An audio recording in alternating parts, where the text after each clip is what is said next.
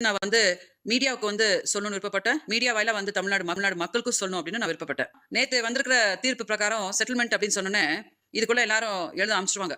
விஜயலட்சுமிக்கு இரவோட இரவா சீமான் 10 கோடி செட்டில்மென்ட் பண்ணிட்டாரு. பாருங்க ஈழத்தமிழர்களோட கஷ்டப்பட்ட காசெல்லாம் போய் அவளுக்கு தான் கொட்டிட்டு இருக்காங்க அப்படின்னு சொல்லிட்டு அபாண்டமா என் மேல பழிய சுமக்க ஆரம்பிச்சுருவாங்க.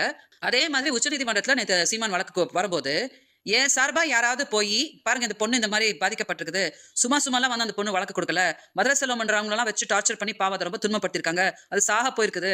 அ நேத்து வரைக்கும் அந்த அந்த பொண்ண பாலியல் தொழிலாளின்லாம் சொல்றாங்க அப்படின்னு, என் சார்பா யாராவது ஒருத்தர் போய் உச்சநீதிமன்றத்துல சொல்லியிருந்திருக்கணுமா? இல்லையா? சொல்லல. கவனிச்சீங்களா? அப்ப என்னாச்சு அப்படின்னா, சீமான் அவர வச்ச கோரிக்கைய அவங்க ஏத்து, அவங்க இப்ப ஜட்ஜ்மென்ட் குடுத்துருக்காங்க. நான் ஏதோ சீமான்ட்ட பேசிட்டா உடனே பாத்தீங்கன்னா, காசுக்கா பண்றான்னு எல்லாரும் உட்கார்ந்து கத்துறீங்களே. நேத்து ஏன் என் சார்பா யாருமே போய் உச்சநீதிமன்றத்துல எனக்காக போராடல? விஜயலட்சுமி இப்ப கூட ஏமாத்தப்பட்டிருக்காங்கல்ல அப்படின்னு மக்கள் புரிஞ்சுக்குவாங்க. மீடியாவும் புரிஞ்சுக்குவாங்க. எல்லாரும் புரிஞ்சுக்குவாங்க. சோ நீங்க எல்லாரும் எனக்கு